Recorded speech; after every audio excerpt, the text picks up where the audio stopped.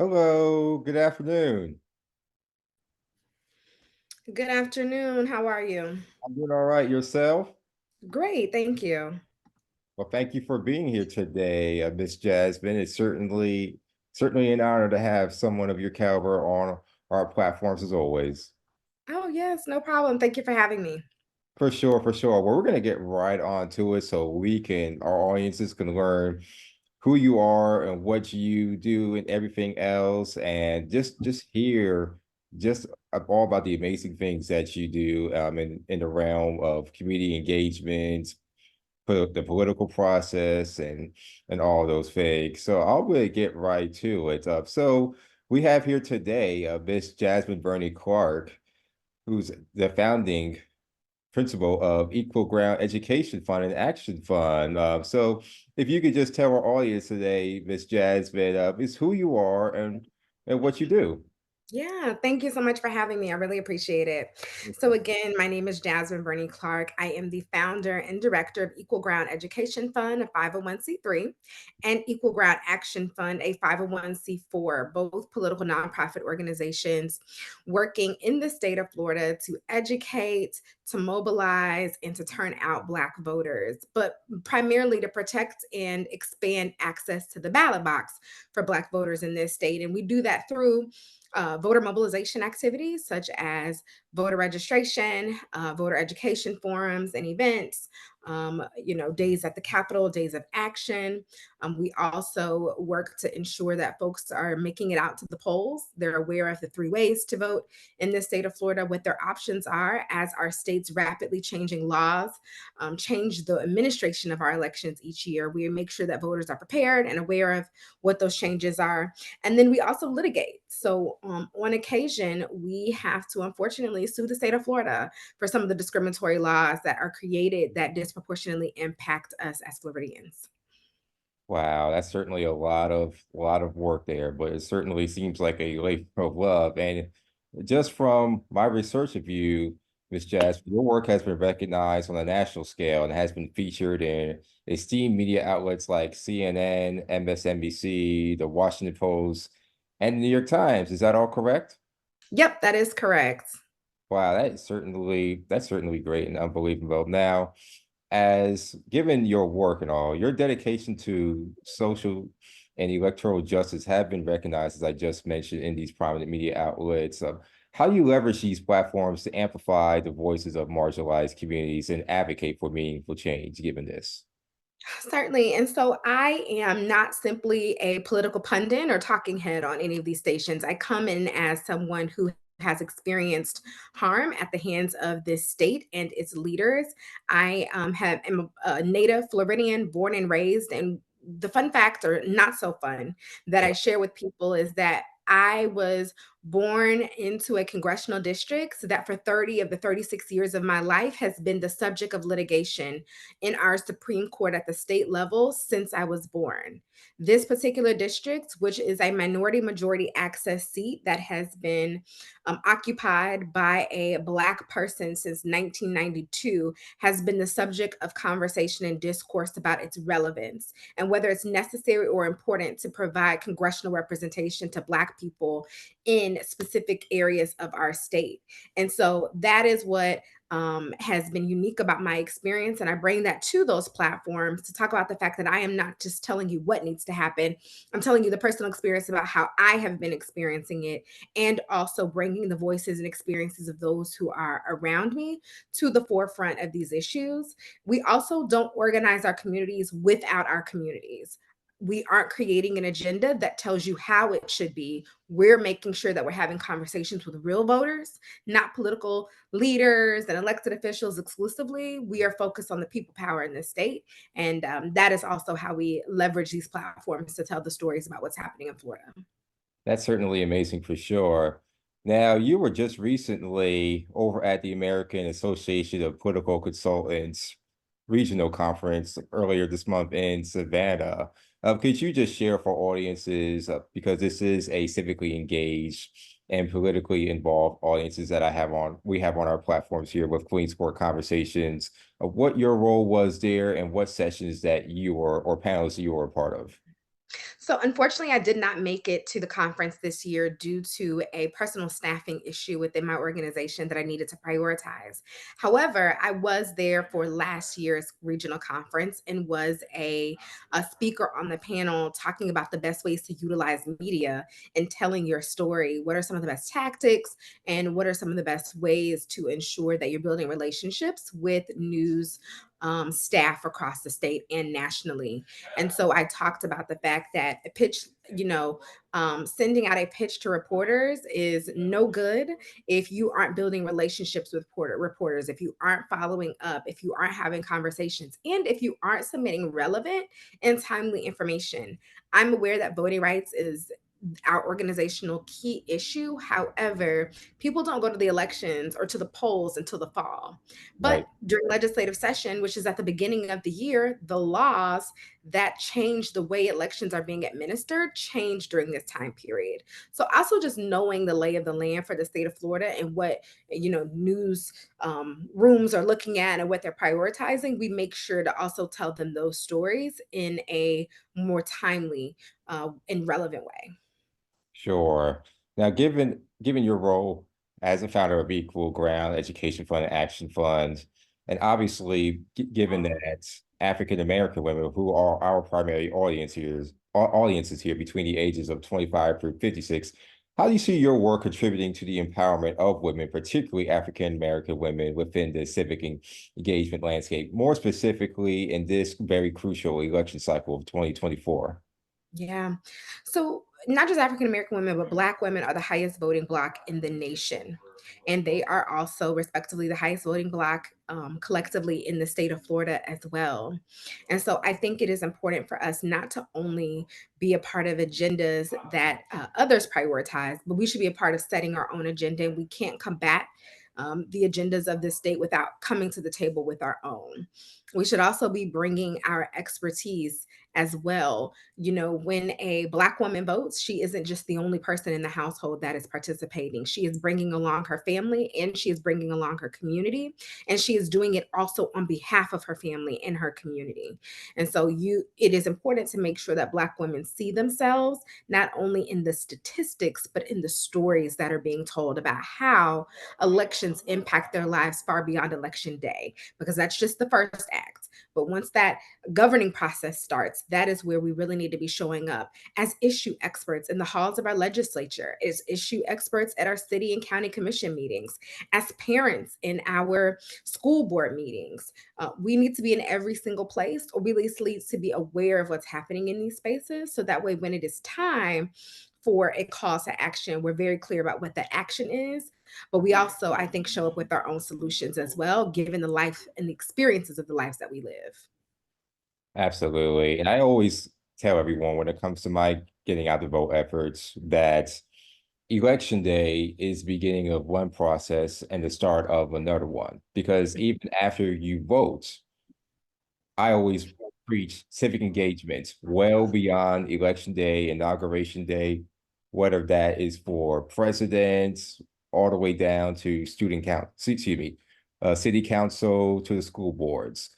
The Mhm. engagement starts by attending the meetings, even an old-fashioned tool as writing to your local elected officials or member of Congress, but always staying on the ground, literally and figuratively, and staying in the faces of our elected officials in order to implement change. It's one thing to vote, but active voting, you must remain activated throughout the entire year. That way, come the next cycle, you could see what progress has been done or what hasn't been done, and you have that voice, or any voter has that choice to obviously make an informed decision, and even more informed decision from the last time. Because at the end of the day, we are all the constituents, That's regardless it. of who's in office. That's correct. And That is um, correct. and absolutely. And just can you just share a pivotal moment more specifically or experience that motivated you to establish Equal Ground? And how does your organization address those unique challenges faced by women in accessing and exercising their voting rights, particularly in Mm. the state of Florida, if you can speak on that? Yeah, so a pivotal point for me in my career, and this will be my 15th year in Florida politics in the state. I have worked on a number of campaigns in the state of Florida, both electoral as well as issue based campaigns, and found a very repeated and recurring theme. And that was that Black folks weren't the best skilled to be autonomous around the agenda and the plan that they want to create, as well as the financial budget that went along with it. The responsibility seemed like for folks who were funding these types of programs so great that they refused to provide Black folks with their own budgets.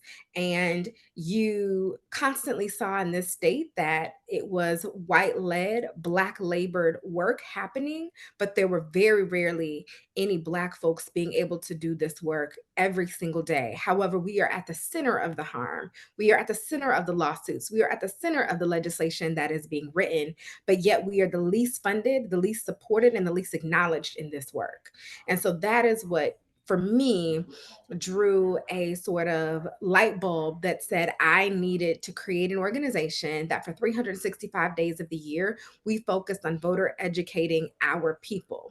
We focused on preparing them to be their own leaders, preparing them to tell their own stories, and also removing the fear that comes along with taking on the role of leadership, because that's a real thing. And we don't name or acknowledge that there is a lot that comes with wanting to lead. And oftentimes, if you are in this work alone, you can feel alone. And so we wanted to make sure that people saw us as a political home, a safe place, but also a learning ground where they could build those skills and the knowledge. And that's why we started Equal Ground.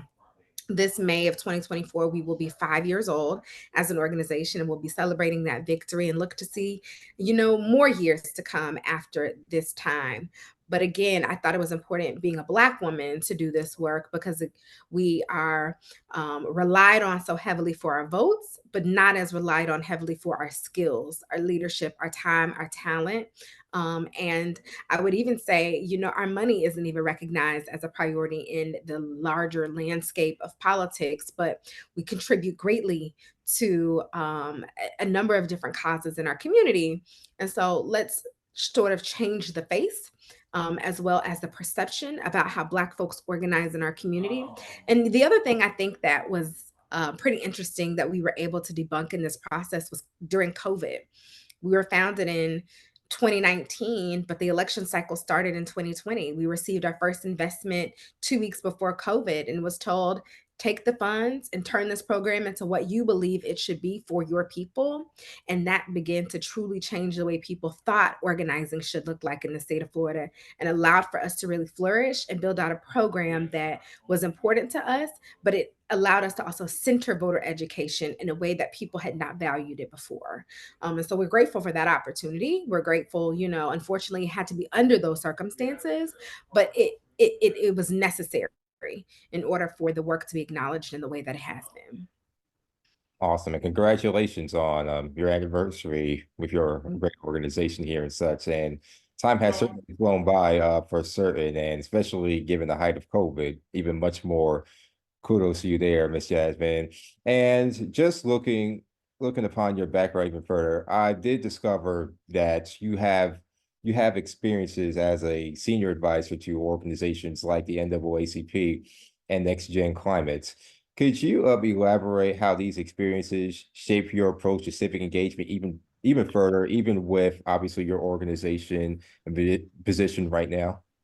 Yeah, so I mean, those were great places to not only gain the skills, but also to gain the national knowledge about the fact that Florida is not in isolation. We are not alone in this process, that we are just one state experiencing harms, where other states are also experiencing it, where it feels like we are the breeding ground. It is actually being just rewritten in a different way in other states when it comes to these certain types of laws.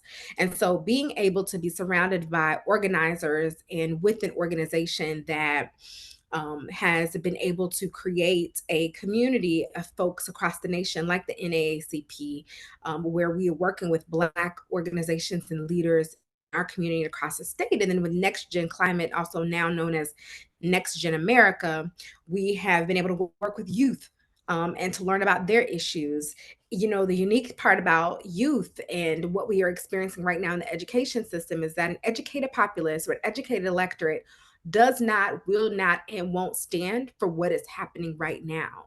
But if we eliminate the ability for a populace to be educated, if we take away critical thinking, if we take away critical race theory, that takes away one's ability to think as quickly as we would like, and therefore limits how they address the harm that is happening to them. And so, what we are experiencing is not by accident. It is certainly a process by which has been prepared and thought of long before we even came to what we are currently experiencing. But I think my work with those organizations has allowed me to best address what's happening in the state of Florida in this current climate, utilizing the skills, the coalition building, and the organizing that I was able to do. Awesome. Now, as a member of Alpha Kappa Alpha Sorority Incorporated, as well as being involved with your local church or faith-based organization, Experience Christian Center, how do you integrate those organizations that you are a part of, and even churches, local churches that you may be a part of, and integrate them along with your personal values and beliefs into your work here in this capacity and just civic engagement in general. I especially want to touch on how you use D9 organizations, given that you are a part of one, as a tool and vehicle to help drive these changes, given that these organizations, D9 organizations, are rooted in civic engagement and community service as well. So if you could just talk about that and share that with our audiences. Yep. So I think you stated it perfectly that these organizations are rooted in our civil rights and social justice movements. We organized in churches before we organized anywhere. We met in these places because they were safe. They held some of the most important and critical, um, conversations and organizing that needed to happen in our communities. I've actually, because it's Black History Month, been thinking a lot about and reading a lot about the leaders who have come before us. And I've been thinking about Maya Angelou and her connection to the arts and social justice, Thurgood Marshall and his connection to the judicial process and social justice. I think about Harriet Tubman, her role as a soldier, and her connection to social justice and the civil rights movement. And what I can say is that folks did not separate their belief system and their duty and role as leaders and as people who had very clear missions about the fact that they needed to help their community and bring people along. They didn't separate it from their craft. Their craft was a tribute to their community, was a tribute to civil rights and social justice. And me belonging to faith-based spaces and to organizations like Alpha Kappa Alpha Sorority Incorporated allow me to use my craft as tribute to these institutions to help them continue to build and expand on the mission that they were founded on. So much so that we have a faith-based organizer embedded into our organization. He works across the entire state of Florida, working with faith based leaders from a number of different denominations to ensure that churches have what they need and we meet them where they are. We understand that we work full time and that churches are operating on a volunteer basis. So, Yeah. what can we do to make sure that they don't miss the information? We host Black Empowerment Calls every third Monday of the month where you can listen in like a podcast, or you can watch us like a movie. You can contribute to the conversation. We publish a newsletter. So if you don't want the information in a verbal format, you can get it in a written format. You can find us on all social media platforms. Again, our tribute to this work is our craft, our skills, the learning and experience that we've been able to come to this process with as a double graduate of two HBCUs in this state of Florida. That also, all of these things are interconnected and linked to the fact that they were created and they were founded in some of the most distressful situations in our time, but they've created long-term impact that will exist in perpetuity. And my hope is that I am only adding to the generation of efforts and work that has been created in this nation, and that again, we're only tributing to what has already existed with the newest level of information technology and skill sets. Absolutely.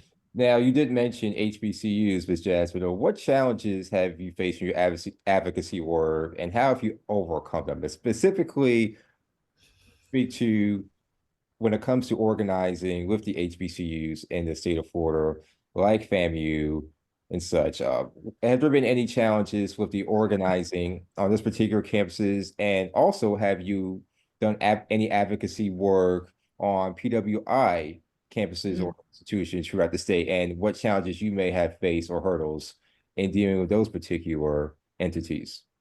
yeah.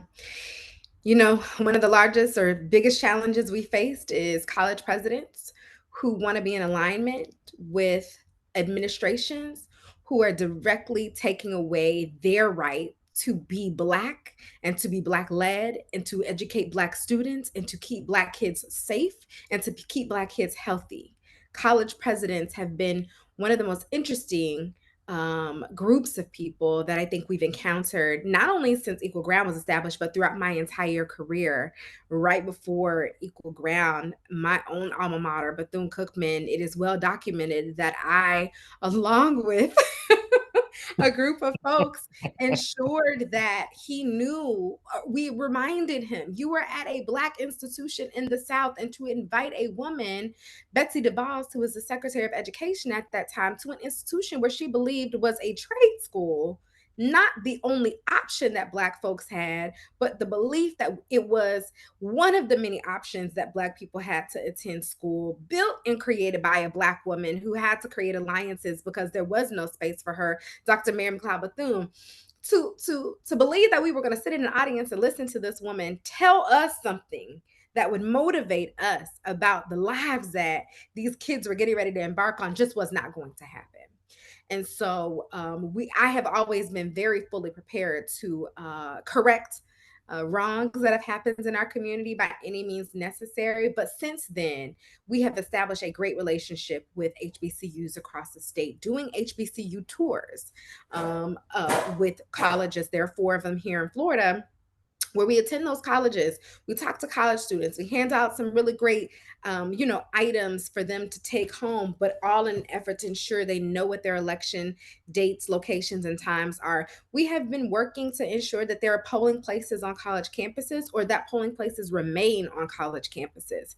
But we've also been doing other types of organizing where students want to organize against DEI prohibitions that are happening on their college campuses. How do we give students the messaging and the coalition building tools to make sure that they've got all the necessary targets in play, that they are power mapping and figuring out who are the leaders? How do we get to this place? And then how do we get out of this place? What are the goals? What are the SMART goals that we want to take along with us? And so we're creating organizing spaces where we have a training program called Take the Lead, a Black political leadership training series that allows for anyone to take their leadership to the next level, whether you want to organize your block, organize your campus, or organize your community, or even run for office. It is a great place to start.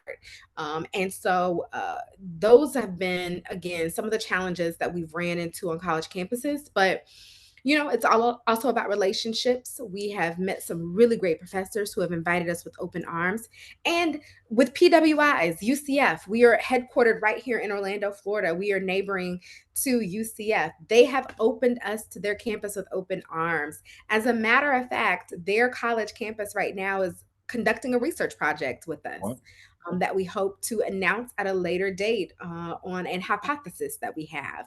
And so we will share those findings. But in addition to that, we help the institution think about innovative ways to Uh-huh. organize, but also solve issues far beyond just this election cycle. What is the long term visioning and thinking that we need to be doing right now? That's great work there, Miss Jasmine, for sure. And it seems like everything is on the up and up, and you're on good terms now with at least, and I could be wrong, with Bethune Cookman, and as even well as Black student unions at PWI institutions. So credits to Yep. you on that. Now, other questions that I specifically have is you've coordinated large-scale voter registration efforts and have raise significant amount of funds to support civic engagement programs. And I'm speaking specifically to the Florida Democratic Party. Uh, what strategies have been most effective in mobilizing communities to participate in the electoral process? Now, the reason why I ask that is because from my knowledge and from my voice is from my sources down there in Florida, because I'm in North Carolina, so I'm in the South just like yourself, that the Florida Democratic Party is a shell of itself from how it used to be. Obviously, Florida had went for Obama, went blue in 2008 and 2012 presidential elections. Obviously, who was in the governor's office was a lot different from what you have now and such. Without getting too much into that, but just as far as the apparatus of the Florida Mhm. Democratic Party, do you have any collaborations with them or any consultation with them at all, as far as any strategies that are effective in mobilizing communities to participate in getting out the vote and all? Mhm. And so, as a C3, a nonprofit organization, we certainly cannot coordinate with them, but we do have conversations with them and about them often and how they approach the elections process in the state. And here's what I will say: in 2021, we were litigants in a case around Senate Bill 90. It was probably one of the largest packages of voter suppression to pass the Florida legislature in quite some time in recent history. It overhauled the ways that supervisors operate their work, the ways that voters conduct their work, and the ways that third party voter registration organizations like mine conduct our work. It was a sweeping package of legislation. And a ruling came out in March of 2022 by Judge Walker, who said that Florida has been complicit in 20 years of intentional discrimination against voters of color. And what that also stated to me is that the Florida Democratic Party didn't get there on its own. It didn't get to where what you describe as a shell because they just chose to sit on their hands and not do anything. Voter suppression does not just suppress voters. It suppresses all the institutions connected to those people who want to expand access, not take it away. And the Democratic Party, the Florida Democratic Party, has been working actively to expand that access. But when you are not able to raise the funds that are needed, to communicate the message to voters that is necessary, and to ensure that you are organizing 365 days a year, that also contributes to the suppression that happens in this state. But I will not let the Florida Democratic Party off simply by just saying that the legislation was at fault. There has to be bold, visionary ideas led by bold, visionary leaders. There has to be a new way of approaching the way that we talk about our elections process, the types of candidates that we introduce to this elections process as well. There needs to be not just someone who's exciting, but someone who is motivating, someone who is skillful, someone who can do the job. We came incredibly close here in Florida to seeing an Andrew Gillum victory in the state of Florida. One, he was the first Black man to receive the Democratic nomination for governor. Like, totally unexpected by Yep. anyone who was watching that race in Florida, but especially across the nation. And to see that election come as close meant that we had a candidate that was viable. He had all of the things that voters felt was necessary for them. He had the charisma, he had the energy, he had the talent, he had the youth, he had the innovative skills that I believe voters wanted to see. He had the messaging, he had the team. But obviously did fall short, unfortunately, in that election, but by a very, very slim margin, Yep. which I think is important to lift up. That I believe Florida is still within that margin of error, which within that margin, if you don't simply take into account the last gubernatorial election that happened. Ron DeSantis set himself up to be kingmaker and therefore established rules around suppression that ensured he had a massive margin of victory, because anybody who was planning to run for president of the United States needed to ensure that they had a very clear handle on the state of Florida. But as we saw, he only had a handle on Florida, not on the nation. And that only worked in Florida. Again, which tells me that those schemes can only last for so long. I am curious to see if that margin remains that wide as we continue to go into future elections. His race was total anomaly. But there's an advantage, there's research, there's learning and opportunity that our FDP can take from that as they move forward. Absolutely. You're certainly hitting on the nail, Miss Jasmine. And I always tell everyone that Florida was very close to electing Andrew Gillum. If only a certain number of precincts turned out in Miami-Dade County, you have a Governor Gillum and you don't even have a Ron DeSantis. So that Correct. is very, very crucial to pointing that out, regardless of how the state of affairs look right now. And I also do see that there needs to be a massive voter civics campaign to help restore rights of felons in Florida to the Mhm. best of the abilities because the laws are constantly evolving and either creating more parameters, even if there is any rulings that allow more flexibility of that. Have you ever thought of such a campaign or an initiative, or even if it's on the grassroots level of assembling that type of drive to getting felons or previously former felons to get their rights restored so they can participate in these processes? I'll do you one better. This year, we, along with other voting rights organizations, introduced our very first bill into the legislature called the Harry T. and Harriet V. Moore Florida Voting Rights Act. Because there has been an inability for our congressional members to pass the John Lewis Voting Rights Act at the national level, states are now taking it into their own hands. There are 6 states already that have passed Voting Rights Act bills across the nation. And if Florida passes this Voting Rights Act, it will be the second state in the South to have its own Voting Rights Act.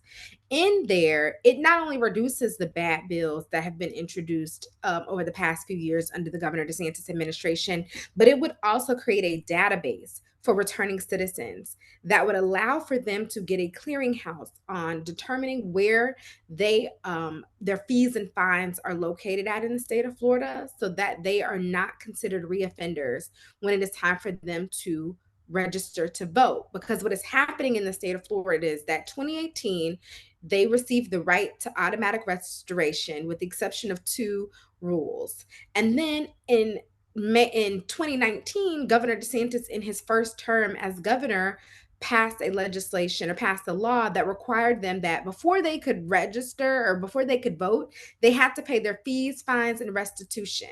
And he didn't think that that went further enough by creating that sort of frenzy and chaos. The next year, he comes back and says, "Oh, and I'm going to establish an elections police task force." And this task force, with completely undefined, unclear role about what their position was, waited until nearly a week before the primary election to start arresting returning citizens in their homes, pulling them out at 2 and 3 in the morning, some in their underwear, some unclear about whether or not they why they were being arrested in the first place, and considering them reoffenders as uh as people who thought that they were eligible to register to vote. They registered through their supervisors of elections office, and they received cards in the mail, and they were prepared to participate, and many of them did participate in the election, but they were jailed by the state's elections police task force as a result. We want to eliminate these types of barriers. We want to eliminate the harm of reoffending returning citizens, and we want to ensure that they can vote in confidence and in peace, because that's the life that they are also professing to live once they have finished serving their time. Second chances are a real thing for real people, and they are not trying to break the law because they want to vote. Like, that's not why someone wants to reoffend, because they desperately want to vote. That doesn't even make sense. But unfortunately, our state is now making that a case, and so that is what this particular bill would do if it passes in the legislature. Yeah, that is certainly unfortunate for sure. But just as far as just looking ahead for the rest of this particular cycle through election day, with your rapid advancements in technology and data analytics, how do you envision harnessing data and next generation tools to optimize campaign strategies for the rest of this cycle? You mentioned upon using technology earlier in this Mhm. conversation. So how would you go about using these rapid technological tools and data to obviously help you with your civic engagement efforts with your Yeah. organization? So a lot of folks don't know, but we are a very small team at Equal Ground. We just added a fifth employee to the organization. We are small but mighty, and technology has made that possible for us to be able to be small and mighty in this state. AI is a tool that we are constantly exploring as ways to be helpful and less harmful to the election space and the electoral process. So we are looking at what tools make it easy for not only us to participate, but for voters to participate in the process so that they can have their voice heard, but that they can also get information about what's happening in our communities, because information sharing is key and pivotal for us when we are trying to educate people both rapidly and long term. So we are exploring a number of ways to see if text messaging is actually the way to go. We're on every social media platform you can think of. We are using tools to dial out to voters and help them, to re-enroll in the vote by mail process, because 4.9 million people were purged off the vote by mail rolls this year. 465,000 of them were Black people. How do we mass enroll them back into the process? We're thinking about what it looks like to have a ballot initiative that automatically enrolls voters in voter registration in the state of Florida. And the only way to not be enrolled is if you choose to opt out of that system. So not only are we thinking about the tools we use it within our organization, but what are the tools that our state could be using? We just received online voter registration in the state of Florida in 2017. It is not connected online voter registration, meaning that we as a third party voter registration organization cannot see whether or not an individual has actually registered and received their card. We want to be able to process them all the way through from beginning to end. So we're thinking about technology and how to use that at a number of different levels, and may even create some things of our own that we think could benefit our community. That's definitely good. I appreciate you sharing that. Now, just reflecting on your journey in civic engagement and everything, where do you see your organizations and yourself within the next couple of years? What are your aspirations for the future, both personally and professionally, and within the context of your organization? Yeah. So, I mean, with Equal Ground, I see us growing. I see our footprint expanding. I see staff across the entire state of Florida working every single day, all year, to ensure that we are helping to build the muscle of participation, the muscle of engagement. Our slogan is that an engaged community is an empowered community. We want to break down the walls and we want to break down the silos. And we want to make sure that folks are brought into this process as their full selves, but they're also right into this process in the most confident way that they can, and removing the belief that everything is white, male, pale, and stale, when actually people are creating laws with us in mind. And so, we envision a place where we do have a Voting Rights Act, whether at the state level or at the federal level, which takes away the harm that we are experiencing in this state. And our hope is that we will start to elect leaders who reflect our values up and down the ballot. Not just at the national level, not just at the state level, but in our communities, getting everyday average folks to say, I'll step up, I'll take the lead, I'll carry these particular issues. I'll prioritize organizing and talking to folks, and making sure that we are doing this every day with and for the people that we love. Wonderful. Yes, you certainly are doing a lot of great work here, Miss Jasmine, and all of that.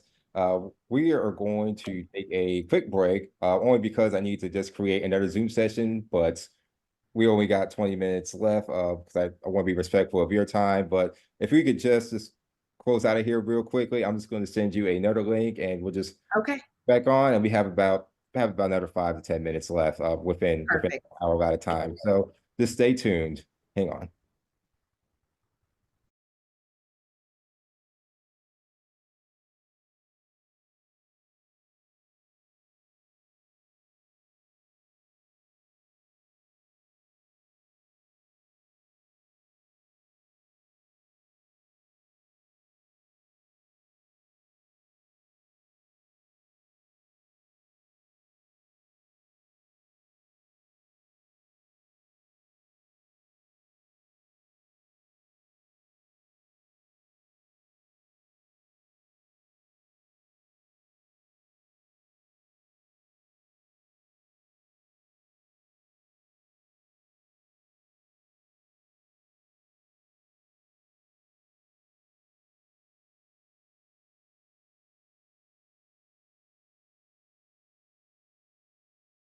All right, welcome back, everyone, here on Queensport Conversations. And I'm joined here by the just wonderful and talented Miss Jasmine Burney Clark. Thank you for being with us again here today.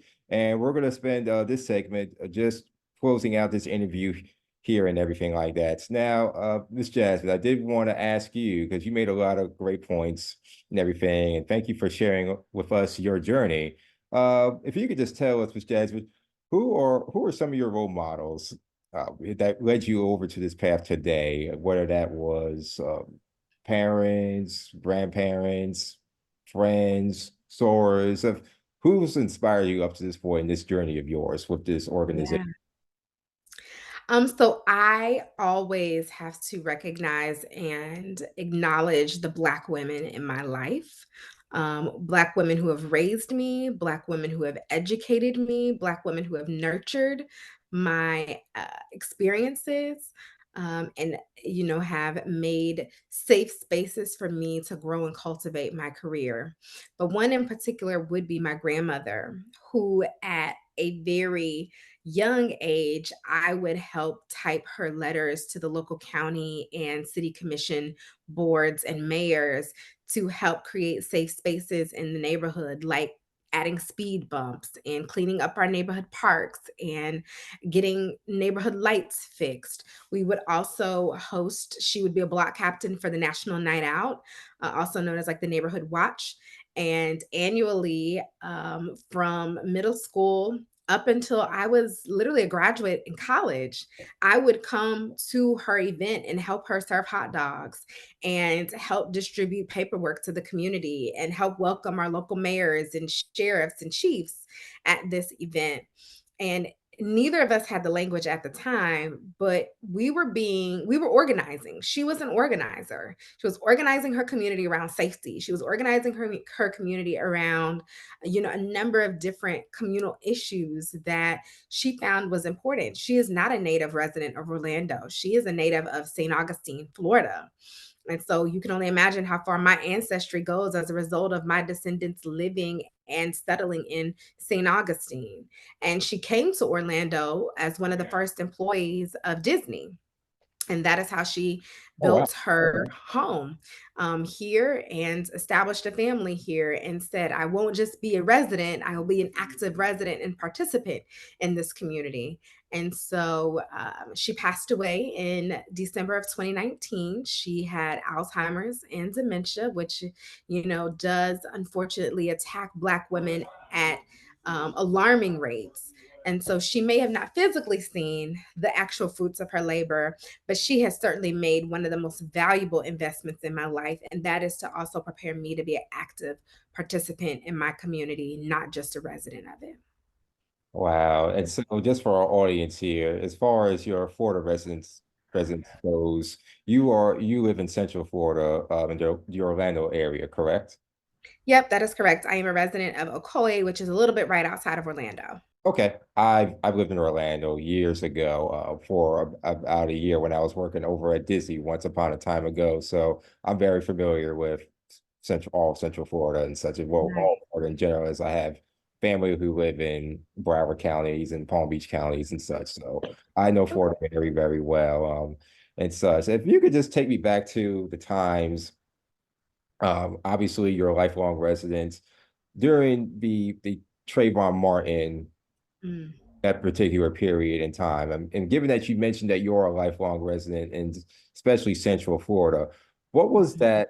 What were those couple of years like? Obviously, I mentioned that because that's very crucial in the modern day Black Lives Movement that we have today and mhm, the awareness that we have. I don't even think the term woke was even used mhm. in any respects until 2012, 2013. So if you could just explain where you were and if you were active, it sounds obviously, I'm sure you were, but what were your thoughts and what were your engagements like during those particular times, professionally or even on an activist or concerned citizen front?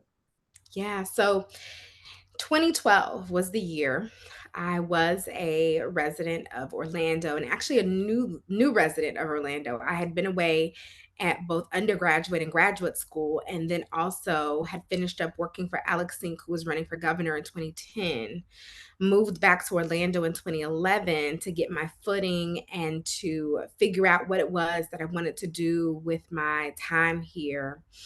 And I was working on an issue based campaign at the time for an organization called Working America, where we unionized and organized around helping to get folks unionized who did not have union benefits, and was introduced to Geraldine Thompson, who at the time was a member of the Florida House and wanted to run for the Florida Senate.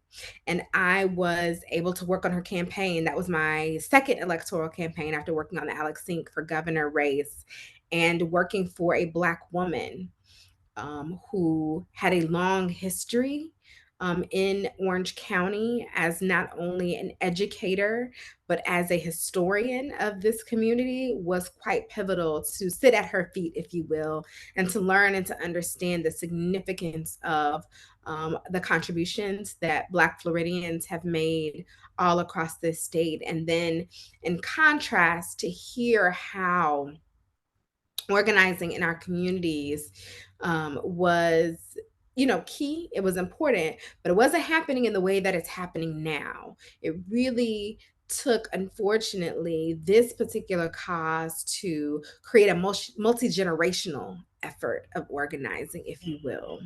Now, we know about SNCC, the Student Nonviolent Coordinating Committee, and we know about a lot of our civil rights leaders who started their organizing career at an incredibly young age. There was a resurgence around Trayvon Martin and with the creation of the Dream Defenders and young folks who were like, this could be me. This could be my sibling. This could be my child. And youth started to get involved.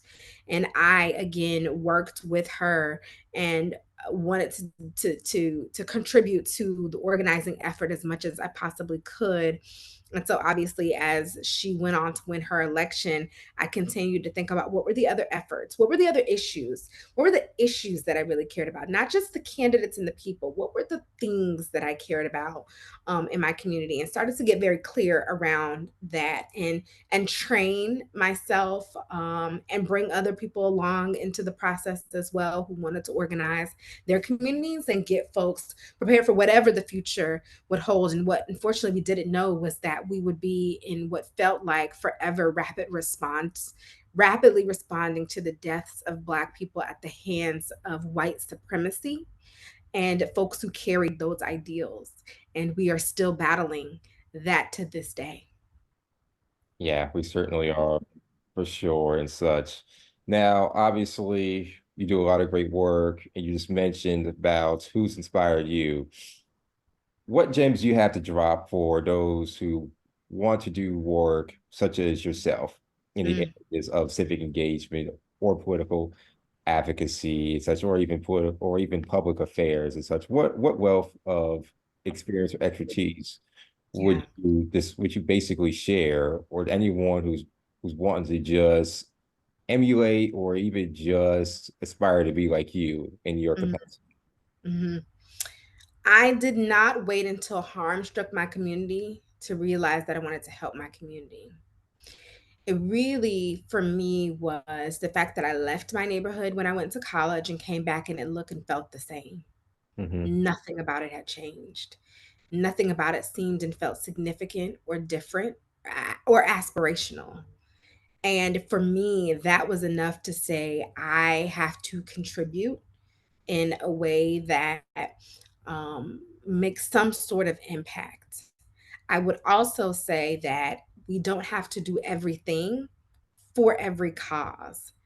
Pick and choose a issue or a few, maybe up to three, that you care about and that you can really prioritize as issues that you can become champions of. Become an expert on that issue. Ensure that you are educating yourself about that process and also thinking about the solutions that solve a problem or help contribute to some of the solutions that are being created. Also, be reminded that change is incremental, it doesn't happen overnight. Coretta Scott King has always reminded us that there will be an injustice across every generation, and it's up to us to decide how we get involved. And my my choice around what I do with the injustices that are happening right now in my community was to create an organization like Equal Ground. It was to ensure that there was a place for people who wanted to do something now and today could, and they could do it in community with us. And it could be used as a model and a blueprint for the future. But I would say that you should not try to take on everything. I see so many issues that are of importance that I want to tackle, but I have to pace myself and I have to be honest about what it is that I am able to actually do. And so the final gem I would say is to take care of yourself in this process as well, because you can become burnt out, you can become jaded, and you can cause harm to those you aren't intentionally trying to cause harm to because you're unwell in this work. And so I would say self care Yep. is something that we need to keep at the forefront of our minds as we are being attacked both physically and mentally in this battle for justice. So those are some of the things that I would leave folks with today. Absolutely. That's certainly good to hear for sure. This as far as just the next steps and the future of Equal Ground, how do you personally approach staying informed and evolving in your strategies to best serve the communities you work with and even just your staff in general? How do you go about that? I'm in a constant state of learning. I'm always reading. I am always attending a conference where I am learning about what's happening across the rest of the nation.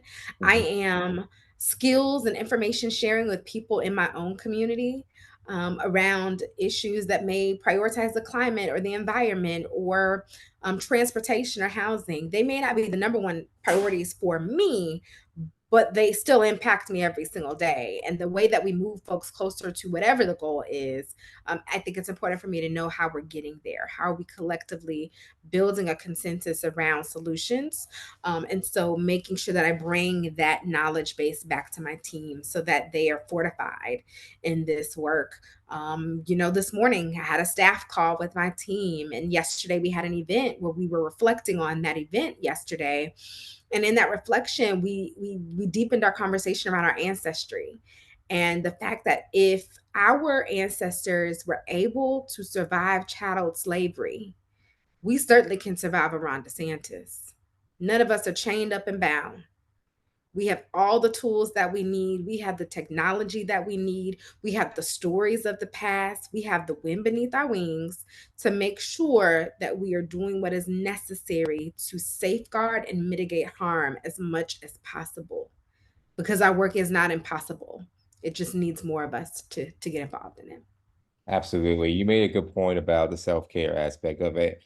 And what's important to note is that we have to make sure that we're supporting each other. We're Yeah. supporting through just with the sustenance of an organization, such as we're just being real, talking about fundraising and such, and making sure Mm, there's monies involved for these operations. Why I mention that is because oftentimes during these cycles, the folks who are willing and able to donate or contribute, they often contribute directly to the campaigns themselves, and even to a particular political party, such as the Florida Democratic Party or any particular respective county organization or statewide organization or the DMC itself. I will mhm, argue against that and make a suggestion that give the money and the funds and the resources to the organizations such as Equal Ground who are actually doing the work on the ground for your particular cause. yes. Because when those monies are allocated over to these party organizations, the monies may not go exactly where it should go as far as reaching certain types of voters and such, whether that's Mhm, intentional or indirectly unintentional. But I would just challenge that everyone they contribute to organizations such as yours one way or another, where it's monetarily, which I'm sure that would be great to get that, but even with extra support when it comes to get out the vote efforts or mhm. anything of that nature. And I believe everyone who contributes to a race like volunteers should be paid, but even if those who are willing and able to for the other campaigns or the other party organizations and such, they could be volunteering for you because you could Mhm. definitely benefit because you could do a lot more. It takes a lot more off your plate because you just mentioned that you're a small staff but with a very eager team. So any Yes. support would certainly help. So I just definitely wanted to mention that because you need it at times. I'm sure you need the rest too, because Mm, they because when Martin Luther King was a very stressed out individual, and a lot of our other heroes that we look up to and such. I mean, they even did a checkup on MLK's heart, and his heart was, and I could be wrong, but I could definitely fact check on it, was larger than the average mm, males for his age. So it's important that we take care of ourselves, and it's important mhm. that when people ask how can they can help, these organizations don't run on air. So Yeah. organizations like yours need all the help that it can get for certain. Yep. Yep, that is correct. Thank you so much for naming that particular piece of it because that is not something we always do well with, and that is supporting financially organizations like ours. We, like NAACP and other organizations, are called on constantly to help right wrongs, solve issues, and be on the front lines.